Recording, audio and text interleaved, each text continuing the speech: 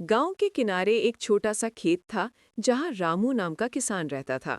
रामू के पास जमीन थोड़ी सी थी, दो बछड़े और एक झोपड़ी जिसके बाहर 12 बजे का सूरज भी खुशी से आकर बैठता।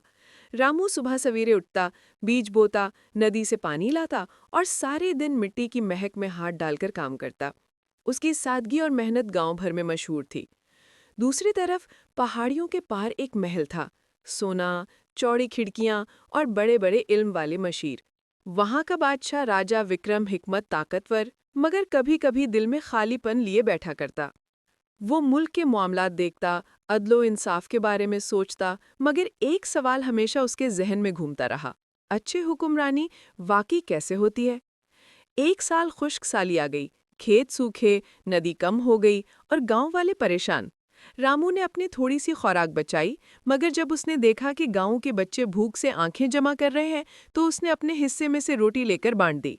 वो कहता, भाई, किस्मत अगर हमारे साथ नहीं तो इंसानियत हमारे साथ होगी। वही दिन राजा विक्रम को मालूम हुआ कि कुछ गांव पानी और अनाज के बगैर ठहरे हैं। बादशाह ने हुक्म दिया कि वो खुद गांव का हाल देखेगा, क्योंकि उसकी किताबों में लिखा था कि एक हकीकी बादशाह को अपने आवाम के दुख का इल्म होना चाहिए। वो एक आम आदमी का लिबास पहनाने लगा ताकि लोग उस पर पहचान न पाएं। बादशाह अपने मुहाफिज के बगैर राह निकला और कुछ घाड़ी दूर जाकर वो उसी गांव पहुंच गया जहां रामू रहता था। रास्ते में उसने देखा कि लोग भूख और परेशानी में मुब्तला हैं। रामू बाजार में खड़ा था, रोटी और पानी सबके आमने सामने रखे थे और वो खामोशी से तकसीम कर रहा था। बादशाह ने रामू को देखा और अंदर जैसे कुछ झुंझला उठा। यही तो वो इंसान है जिसे मैं ढूंढ रहा था। बादशाह ने रामू के पास जाकर पूछा, भाई, तुम ये रोटी कैसे बांट रहे हो? तुम्हारी अपनी जरूरत कैसे पूरी होगी?